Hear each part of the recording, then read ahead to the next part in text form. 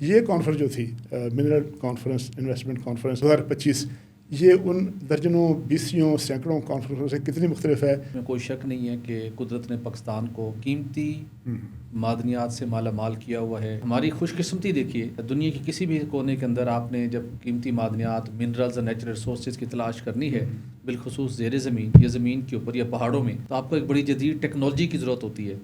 بہت سے لوگ تنقید کرتے ہیں چونکہ یہ سب سے آسان کام ہے اور آپ بیٹھ کے آپ نے کوئی اتنی بڑی کاوش کو آپ زیرو کر دیں بیٹھے بٹھائے. آپ انٹرنیشنل لیول پر ہو تو آپ ایک معاملے کے اوپر اپنی آواز دنیا تک پہنچاتے ہیں. آپ کا پوٹینشیل ہے، دنیا کو پتہ ہوتا ہے کہ ہمارے پاس یہ پوٹینشیل ہے. مارکیٹنگ کرتے ہیں. گریجولی ایک سینیریو ڈیولپ ہوتا ہے. ایسی کیفیت تھی کہ پاکستان ڈوب گیا، یہ ٹیک آف نہیں کر سکتا، پاکستان ڈیفالٹ کر جائے گا، باہر نکلیں، بھاگیں، سرمایہ یہاں سے نکالیں، اور ایک سے ایک بڑھ کر باتیں تھیں. پیرالل اس کے ساتھ دہشت گردی بھی تھی. ان حالات کے اندر اس کانفرنس کا انعقاد ہونا بھی اٹ سیلف ایک بہت بڑی کامیابی ہے. السلام علیکم ناظرین، میں ہوں طارق چودھری اور آپ دیکھ رہے ہیں ویژن پوائنٹ. پاکستان کے بارے میں کہا جاتا ہے کہ پاکستان کی جو دھرتی ہے، سرزمین ہے، یہ قدرتی وسائل سے مالا مال ہے. ضرورت اس بات کی ہے کہ ان وسائل کو ایکسپلور کیا جائے اور ایکسپلور کر کے یہاں سے ڈسکوریز ہوں، اور پھر وہ جو خزانے جن کے بارے میں کہا جاتا ہے کہ زمین میں چھپے ہوئے ہیں، ان کو ملک اور قوم کی فلاح و بہبود کے لیے، ترقی کے لیے استعمال کیا جا سکے. حکومت کی جانب سے، ہر حکومت کی جانب سے کوشش ہوتی ہے کہ ان وسائل کو تلاش کر کے ان کو کارآمد بنایا جائے، اور پھر تاکہ جو ہماری اکانومی ہے بہتر ہو. لیکن ہم نے اکثر دیکھا ہے کہ کبھی بیوروکریسی کی جو پالیسیاں ہیں، کبھی ہمارے حالات ہیں، اس کی راہ میں آڑے آ جاتے ہیں. ریسنٹلی ہم نے دیکھا ہے کہ ایک بہت بڑی ایفرٹ ہوئی، بہت بڑی کانفرنس ہوئی، منرل ڈیولپمنٹ جو فورم تھا 2025، اس کا ایک بہت بڑا انعقاد ہوا، اور جس میں دنیا بھر سے ماہرین جو ہیں وہ شریک ہوئے. 2 روز پاکستان کے دارالحکومت اسلام آباد میں رہے، اور کوشش کی ماہرین نے اور حکومت پاکستان نے جو میزبان تھی کہ تلاش کیا جائے، کوشش کی جائے کہ ان وسائل کو کیسے تلاش کرنا ہے، ڈسکور کرنا ہے، اور ڈسکور کر کے اسے کیسے کارآمد بنانا ہے. اس کانفرنس سے ہم نے کیا حاصل کیا؟ 2 روزہ کانفرنس سے کیا نکلا؟ منرل نکلیں گی، کب باہر آئیں گی، کون سی ایسی منرل ہیں جو بہت قیمتی ہیں جو ہماری تقدیر بدل دیں گی. یہ ساری باتیں ایسی ہیں جس پر اب اس کانفرنس کے بعد جن کا تذکرہ ضروری ہے، جس کا انالیسس کرنا ضروری ہے، اور انالیسس کر کے عوام تک یہ بات پہنچانا ضروری ہے کہ یہ کتنا اہم معاملہ ہے. اس اہم معاملے پہ ڈسکشن کرنے کے لیے میرے ساتھ موجود ہیں سینئر جرنلسٹ ہیں، تجزیہ نگار ہیں، اور میں دیکھ رہا تھا کہ بڑے ریلیجیسلی، بڑے خشوع و خضوع کے ساتھ 2 دن اس کانفرنس میں بیٹھ کر کور کیا اور اس کو سمجھنے کی کوشش کی. ہمارے آج کے مہمان نے موجود ہے میرے ساتھ سہیل اقبال بھٹی صاحب. بھٹی صاحب، ایک ڈائریکٹ سوال یہ ہے کہ ہمارے یہاں بہت کانفرنسیں ہوتی ہیں، 32 سال ہو گئے مجھے بھی دیکھتے ہوئے، آپ کو بھی دیکھتے ہوں گے. بڑے بڑے ہوٹلوں میں کانفرنس ہوتی ہیں، زراعت پہ ہوتی ہیں، اکانومی پہ ہوتی ہیں، آئی ٹی پہ ہوتی ہیں، ٹورزم پہ ہوتی ہیں، اور پھر جو رپورٹیں بنتی ہیں وہ جا کے کہیں کسی فائل بنا کے اس کو کسی الماری میں رکھ دیا جاتا ہے اور اس کا کوئی فائدہ نہیں ہوتا. یہ کانفرنس جو تھی منرل کانفرنس انویسٹمنٹ کانفرنس 2025، یہ ان درجنوں بیسیوں سینکڑوں کانفرنسوں سے کتنی مختلف ہے، جس کا تذکرہ میں بھی کر رہا ہوں اور آپ بھی مانتے ہیں کہ کانفرنس ہوتی ہیں، اس کا کوئی ٹھوس نتیجہ نہیں نکلتا. اس میں کیا نیا تھا؟ جی چودھری صاحب، آپ کا بہت شکریہ. سب سے پہلے تو آپ نے انٹرو میں بڑی خوبصورت بات کی، اور اس میں کوئی شک نہیں ہے کہ قدرت نے پاکستان کو قیمتی معدنیات سے مالا مال کیا ہوا ہے. پچھلے 18-19 سال میں ملک کے مختلف علاقوں میں مجھے بھی جانے کا موقع ملا. وہ زمین کے اوپر بھی اور زیر زمین بھی جو قیمتی معدنیات ہیں ان کی بہتات ہے. اچھا، ہماری خوش قسمتی دیکھیے، دنیا کے کسی بھی کونے کے اندر آپ نے جب قیمتی معدنیات منرلز اور نیچرل ریسورسز کی تلاش کرنی ہے، بالخصوص زیر زمین یا زمین کے اوپر یا پہاڑوں میں، تو آپ کو ایک بڑی جدید ٹیکنالوجی کی ضرورت ہوتی ہے. تو ہمارے پاس جو اس وقت جو منرلز جو جن کی موجودگی کا ہمیں پوائنٹ تک پتہ ہے، وہ ہمیں آج سے 30-35 سال پہلے ہمیں پتہ تھا کہ یہاں پر کیا ہے، یہاں پر کیا ہے. لیکن بدقسمتی کے ساتھ آپ کے انٹرو میں ذکر تھا، ان مسائل کی وجہ سے آج تک ہم اس طریقے سے اس کے ایکسپلوریشن کی طرف نہیں جا سکے. دوسری بات، آپ نے جو کانفرنس کی طرف اس طرف آتے ہیں، ڈیفینیٹلی ہم بہت سی کانفرنسز اٹینڈ کرتے ہیں پاکستان میں بھی اور بیرون ملک میں بھی. بہت سے لوگ تنقید کرتے ہیں چونکہ یہ سب سے آسان کام ہے اور آپ بیٹھ کے آپ نے کوئی اتنی بڑی کاوش کو آپ زیرو کر دیں بیٹھے بٹھائے. آپ اور میں اکٹھے بھی گئے بیرون ملک بھی، بہت سے کانفرنس میں ہم شرکت کرتے ہیں. تو کیا اس کانفرنس کے بعد وہاں پر کوئی ڈالرز کی بارشات تو کبھی بھی نہیں ہوئی، لیکن آپ انٹرنیشنل لیول پر ہو تو آپ ایک معاملے کے اوپر اپنی آواز دنیا تک پہنچاتے ہیں. آپ کا پوٹینشیل ہے، دنیا کو پتہ ہوتا ہے کہ ہمارے پاس یہ پوٹینشیل ہے. مارکیٹنگ کرتے ہیں. گریجولی ایک سینیریو ڈیولپ ہوتا ہے.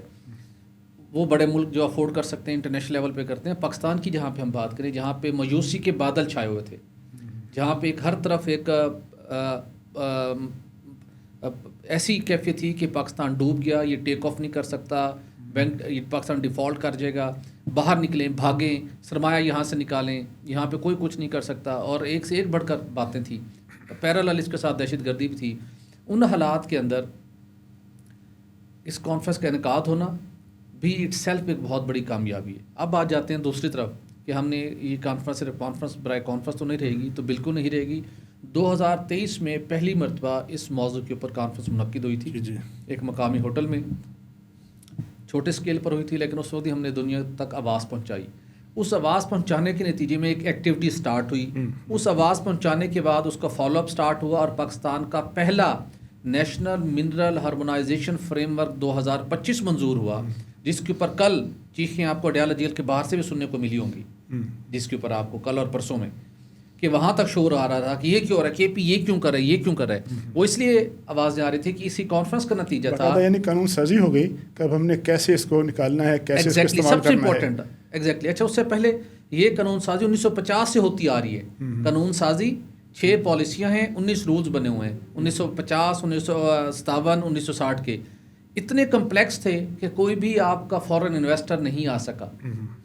آپ کا کوئلہ بھی آپ کی قیمتی معدنیات ہے، 1972-73 کے اندر پوائنٹ آؤٹ ہو گیا تھا، 81-82 کے اندر بتایا گیا کہ اتنی مقدار میں موجود ہے، اور ہم نے کب آ کے نکالا 2014-15 میں، جب ایک پولیٹیکل گورنمنٹ نے آ کے انیشیٹو لیا، اس کو پش کیا۔ کس نے کیا؟ فیڈرل گورنمنٹ نے، جو کل اڈیالہ جیل سے آپ کو شور شرابہ اور چیخیں آ رہی تھی نا، وہ قانون سازی ہو رہی ہے کے پی میں، شور مچ رہا ہے اڈیالہ میں۔ شور اڈیالہ میں اس لیے مچ رہا تھا کہ دو کانفرنس کا انعقاد ہو رہا تھا فیڈرل گورنمنٹ کی طرف سے، prime minister, army chief, federal ministers کو کر رہے ہیں۔ صوبوں کی کیپیسٹی کا مسئلہ ہے، کول سندھ گورنمنٹ کی آج بھی ملکیت ہے، سندھ گورنمنٹ کو فائدہ مل رہا ہے۔ کول کو ڈیولپ کس نے کروایا؟ فیڈرل گورنمنٹ نے۔ وہاں منصوبے کس نے لگوائے؟ فیڈرل گورنمنٹ نے۔ تو یہ کمبینیشن ہوتا ہے ایگزیکٹلی، تو کے پی کو بھی ایسے ہی فروٹس ملنے ہیں۔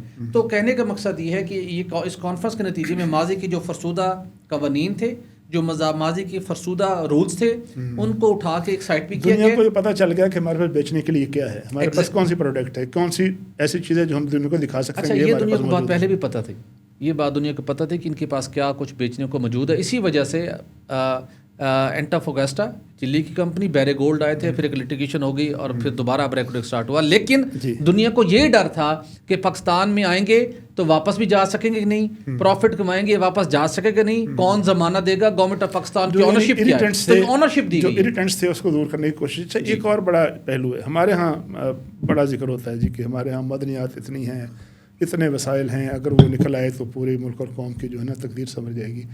جو کاغذ ہے ہمارے پاس جس میں لکھا ہوتا ہے کہ ہمارے جی ڈی پی میں کون سا شعبہ کس کی کتنی کنٹریبیوشن ہے، آج کی تاریخ میں جو معدنیات کا سیکٹر ہے اس کی جو کنٹریبیوشن ہے وہ شاید 1% سے بھی کم ہے۔ یہ کیسے، کتنا پوٹینشیل ہے کہ وہ جو 1% ہے، بلکہ 1% سے بھی کم ہے، وہ 2 4 5 10% ہو جائے گا؟ اس کے بارے میں بتائیے گا آسان الفاظ میں۔ میں لازم بتاتا ہوں جی۔ پہلی بات تو جہاں سے ہم نے ڈسکشن کی نا، جو میں جواب دینے جا رہا ہوں، یہ اس کی عملی ثبوت ہے کہ جو صوبوں کی انکمپیٹنس، ان کی استعداد نہ ہونا، ان کی توجہ نہ دینا، سیکیورٹی کے مسائل، جس کی وجہ سے جہاں پہ آپ کے پاس $8 ٹریلین کے پروون ایسٹس موجود ہیں، جو صاحب $8 ٹریلین کے، اور اس سیکٹر کا آپ کے جی ڈی پی کے اندر جو آپ نے بولا نا جی، اللہ کرے کہ 1% ہو جائے، اللہ کرے کہ اس وقت 1% پہ نہیں ہے۔ اچھا، اللہ کرے جی، ہم دعا کرتے ہیں کہ جلد سے 0.5% ہو جائے تو بڑی کامیابی۔ اس وقت پتہ کیا ہے جی، اس وقت ہمارے صوبوں کی اور ماضی کی اندر وفاقی حکومتوں کی مطلوبہ توجہ نہ ہونے کی وجہ سے اس وقت جی ڈی پی کے اندر منرل کا شیئر ہے 0.06، 0.5% بھی نہیں، 0.06، تو مطلب نہ ہونے کے برابر ہے۔ موجود ہے $8 ٹریلین۔ $8 ٹریلین جی، $8 ٹریلین کے ایسٹس موجود ہیں۔ لیکن اب جس پیس کے اوپر ہم کام سٹارٹ کرنے جا رہے ہیں، ایک ایکٹیویٹی کریٹ ہوئی ہے، ایک چیزیں آن گراؤنڈ ہونا شروع ہوئی ہیں۔ صرف آپ کا جو ریکارڈنگ ہے وہاں پر $70 ارب سے زیادہ کے پوٹینشیل موجود ہے قیمتی معدنیات کا۔ اس کے ساتھ اور بہت سے بلاکس ہیں۔ یہ جو بھی جعفر ایکسپریس کا سانحہ ہوا، اس کے پیچھے کسی کو کوئی بلوچوں کے حقوق کی، کوئی ان کے احساس محرومی کا معاملہ نہیں ہے۔ یہ تکلیف ہے کہ آپ کا ریکارڈنگ خزانہ ہے، اس کو نہیں نکلنے دینا۔ اور میں آپ کو پروگرام کے توسط سے بتاتا جاؤں، جتنا قیمتی معدنیات گولڈ اور کاپر کی اس کے اندر ہے ریکوڈک میں چاوی کا جو ہمارا جی سیکٹر ایگزیکٹلی ہے، اتنی ہی قیمتی ایک اور معدنیات بڑی مقدار میں بلوچستان میں پائی جاتی ہے جس کا نام ہے اینٹی منی. آپ ہم بہت سے لوگوں نے نہیں سنا ہوگا، مجھے اسٹڈی کرنے کا موقع ملا، لوگوں سے بات چیت کی. اینٹی منی کے وہاں پر بڑی مقدار میں بلاکس موجود ہے، اور ایک ہماری سرکاری کمپنی کے پاس یہ اس کا ڈیٹا تقریباً 30-35 سال پہلے کا مکمل ہے، لیکن اس کو آج تک وہاں کام کرنے کی جسارت نہیں کی یا اس کو کام کرنے کی نہیں کرنے دیا گیا. جو کہ آج کے شو میں بالکل کوئی سیاسی بات نہیں کرنا چاہتا، میں چاہتا ہوں کہ آپ ٹیکنیکلٹیز پہ جائیں. کہا جاتا ہے کہ 2026 میں یہ جو ریکوڈک کا سونا ہے، جو کمپنی کا نام بیری گولڈ کا آپ نے نام لیا، وہ 2026 میں شروع کرے گی، اور 2028 میں پہلی جو ہے نا وہ مٹیریل جو ٹھوس مٹیریل باہر نکلے گا اور ہم اس کو نکالنے میں کامیاب ہو جائیں گے.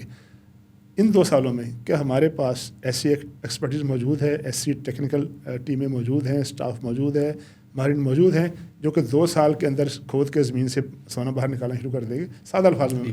چو صاحب ہمارے پاس اپنے پاس تو چونکہ تھوڑا سا یہ جو گولڈ کا مائننگ کا ہے اور شعبہ ہے، اس کے اندر پاکستان کے پاس ایکسپرٹیز کی، انفراسٹرکچر کی شارٹیج تھی، ماہرین کی کمی ہے. لیکن کاپر بھی اس کے اندر موجود ہے، اور ہمارے پاس ابھی ہم نے ایک اور پاکستان کی دوسری بڑی جو کاپر کی جو فیلڈ ہے وہ نارتھ وزیرستان میں ہے، وہ 100% آپ کے اپنے پاکستانیوں نے، آپ کی اپنی پاکستانی کمپنی نے ڈیولپ کی ہے. یہ کوئی بڑی راکٹ سائنس نہیں ہے، لیکن یہاں چونکہ گولڈ انوالو ہے، پاکستان میں فرسٹ ٹائم یہ کام ہو رہا ہے، لیکن اس کے اندر جو بیری گولڈ ہے وہ اپنی ایکسپرٹیز ساتھ لے کے آ رہی ہے، وہ ایکسپرٹ انٹرنیشنل ایکسپرٹس کو لے کے آ رہی ہے، وہ جدید مشینری کو ساتھ لے کے آ رہی ہے. لیکن اس کے ساتھ ساتھ آپ کے بلوچستان گورنمنٹ کے، بلوچستان کے ریلیونٹ ڈپارٹمنٹ کے لوگ، فیڈرل گورنمنٹ کے ریلیونٹ لوگ، وہ اس کے ساتھ انگیج ہوں گے، ان کی کیپیسٹی بھی بلڈ ہوگی، ان کو تجربہ بھی حاصل کریں گے.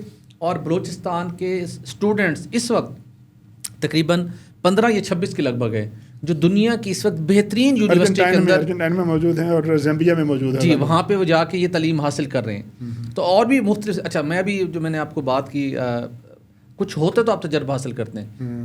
نارتھ وزیرستان کے اندر آپ نے کاپر کی ایک بڑی ایف ڈبلیو نے ایک اس کو مائن کو ڈیولپ کیا، دوسری بڑا یہاں پہ ڈپازٹس ہیں، وہاں پہ 100% پاکستانی کام کر رہے ہیں. اور وہاں میں گیا، لوگوں سے ملاقات ہوئی، اس کے اندر جو انجینئرس، کیمیکل انجینئرس کام کر رہے ہیں، جن کے پاس یہ تجربہ تھا، انہوں نے پہلے کہاں کام کیا تھا؟ بلوچستان میں سٹینڈک پروجیکٹ میں، وہاں سے تجربہ حاصل کر کے آئے، یہاں پہ وہ ڈیلیور کر رہے ہیں. اور آنے والے دنوں میں اب 4 صوبوں کے اندر بڑے پیمانے پہ ایکٹیویٹی ہونے جا رہی ہے. تو یہی لوگ جو آپ تجربہ حاصل کریں، اس تجربے کو آگے اپنا شیئر کریں گے.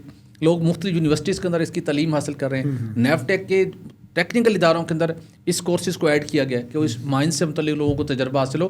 تو یہ فیلڈ آپ کی جی ڈی پی کے اندر بڑے پیمانے کے اوپر کنٹریبیوٹ کرنے جا رہی ہے. ایک چیز ایڈ کرنا چاہوں گا، جی ڈی پی والا آپ کا جو سوال تھا، 2028 سے زیادہ دور تو نہیں ہے، جس طرح جس توجہ کے ساتھ وقت گزر ہے، 25 تو آدھا گزر گیا، 25 گزر گیا.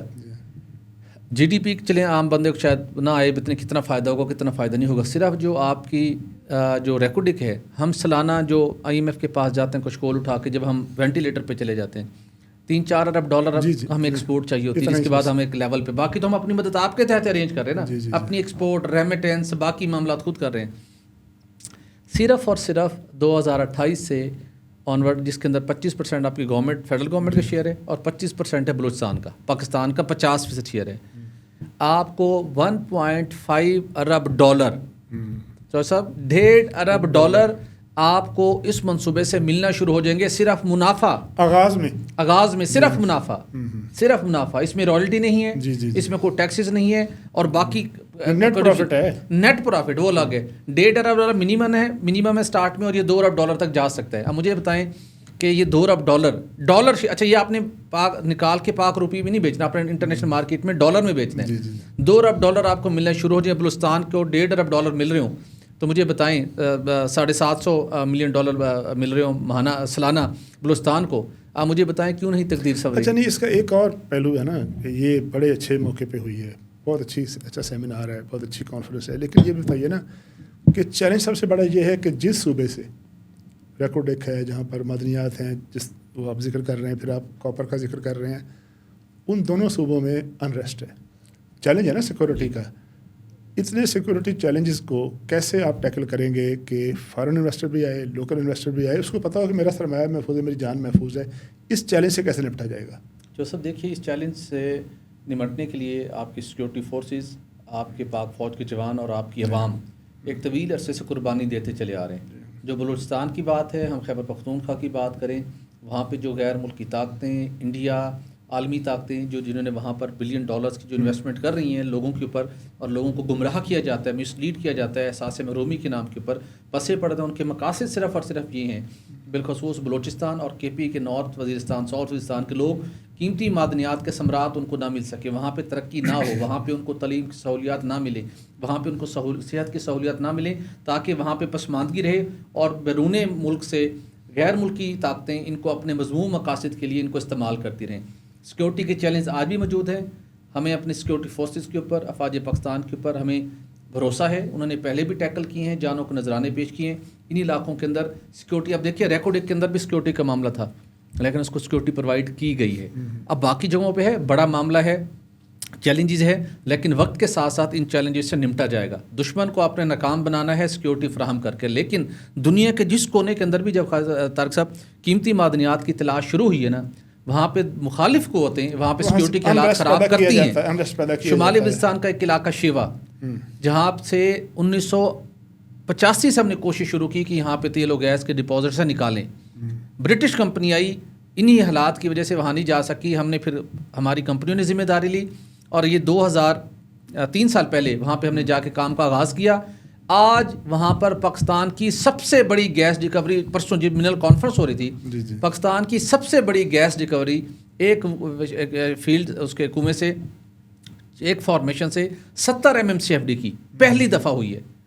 تو اتنے بڑے ڈپازٹس وہاں پر موجود ہیں اور مزید ڈسکوریز ہو رہی ہیں. اسی نارتھ وزیرستان کے اندر ماڑی پیٹرولیم کے اوپر اٹیکس ہوئے، لوگوں نے شہادتیں کی، پاک فوج سیکورٹی فورسز پر اٹیک ہوئے، ایک ہیلی کاپٹر بھی وہاں پر کریش ہوا اسی سینیریو کے دوران. لیکن ہم نے ہمت نہیں ہاری، آگے بڑھتے رہیں. تو آپ نے سیکورٹی کے مسائل کو بھی حل کرنا ہے اور منرلز نکالنے کا کام بھی آپ نے پیرالل جاری رکھنا ہے. ایک چیز بڑی اچھی لگی، جب میں پرائم منسٹر صاحب خطاب کر رہے تھے تو میں سن رہا تھا، بہت کم لوگوں نے شاید اس کو نوٹ کیا. انہوں نے ایک بات، بڑی انقلابی بات کی. انہوں نے کہا جی کہ اب پاکستان سے کوئی 1 انچ 1 اونس جو ہے نا وہ را مٹیریل باہر نہیں جائے گا، جو جائے گا سیمی جو فائنل یا سیمی فائنل. یہ کتنا اہم چیز ہے یہ کہہ دینا prime minister of Pakistan, chief executive کی طرف سے، کہ اب کوئی ہم کوڑیوں کے باوری چیز بیچیں گے، باقاعدہ پروڈکٹ تیار کریں گے. یہ پرائم منسٹر کا بہت شاندار ویژن ہے. کچھ لوگوں کو وہاں پر موجود بڑی تکلیف بھی ہوئی. یہ کیا آپ نے میسج دے دیا انویسٹرز کو؟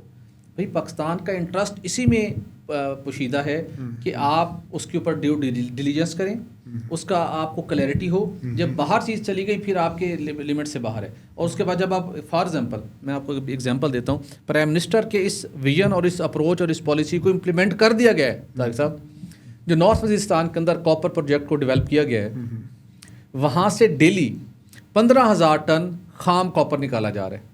وہیں پر ایک پلانٹ لگائے گئے، اس پلانٹ میں اس کو سٹیج وائز اس کو پیوریفائی کیا جاتا ہے. وہ 15,000 ٹن کم ہوتا ہوا اس میں سے را نکلتا جاتا ہے، پتھر مٹی، وہ رہ جاتا ہے 15 ٹن. 15,000 سے نکلنا شروع ہوا تو وہ 15 ٹن رہ جاتا ہے.